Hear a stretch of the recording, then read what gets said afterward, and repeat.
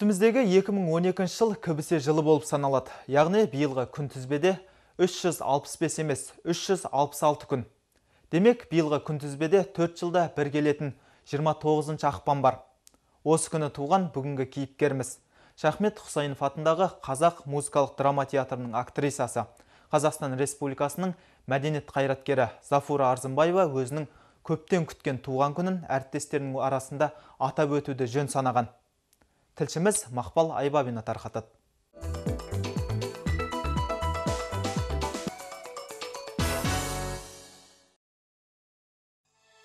Зафура Арзымбаева дүние есігін ашқаннан бері нақты туған күнін небары 11-ші рет атап өткелі тұр. Бірақ актриса өмірге осы күні келгеніме еш өкінбеймін. Өйткені бұл күн ерекше. Достарым мен жақын жандарым мені ақпан бойы құттықтай береді дейді ол. Енді 11 жас деп айтамыз ғой, бәрі де ойын қалжың. Негізгі енді келіп жатқан жасым. Жасымай қойын, енді шындығын айтқанда 44-ке келіп жатырмын. 2-4 деп тойлап жатырмыз. Астролог мамандардың пікірінше бұл күні туған жандар талантты, әртістік қабілеті басым, адамдарға әсер ете алатын қасиеттермен ерекше. 4 жылда бір рет туған келетін кісілер өте аз шығар бұл жер планетасында. Және өзіңіз айтқандай, шын мәнінде бұндай 4 жылда бір рет туған күн аталатын адамдар бір әртістік шеберлік құдіреті, сондай асыған, сондай керемет таланты бар кісілер деп айтады.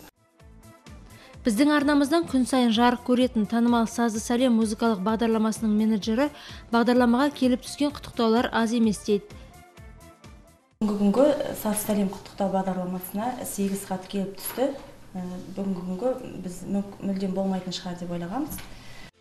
Кейбір деректер көзіне сүйенсек, 29 ақпанда туған жандар жиі кездесе бермейтін көрінеді. 2000-нан бір адамның болуы мүмкін. Ал облыстық перинатальдық орталыққа бұл күні 11 сәби дүние есігін ашқан.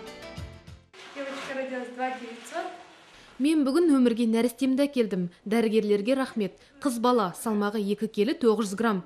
Біз құжатына осы 29 ақпанды көрсетеміз. Өйткені бұл ерекше күн. Кейбір жандар осы кібісе жылдан қорқып үйленуге не қызмет ауыстыруға, қоныс аударуға болмайды деп ырымдап жатады. Бірақ ғалымдар бұл күнде не жылда тұрған ештеңе де жоқ, қалыпты күндер сияқты өтеді дейді. Ал бұл күні туған жанның 72 жыл өмір сүргенін алғанның өзінде өмірінде туған күні 18 рет қана келеді екен. Мақпал Айбабина, Самал Жүсіпова, Сабырбек Құлатайұлы, Апта.